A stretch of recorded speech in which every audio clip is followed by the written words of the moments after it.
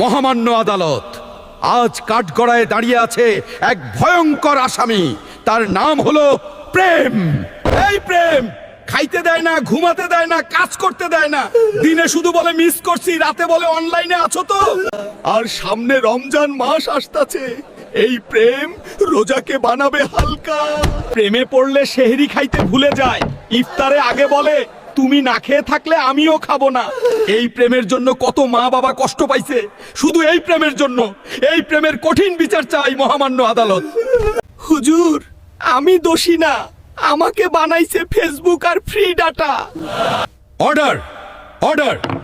সমস্ত সাক্ষ্য প্রমাণের ভিত্তিতে এই আদালত ঘোষণা করছে যে রমজান মাস পর্যন্ত প্রেমকে ডাটা প্যাকেট ছাড়া রাখা হবে।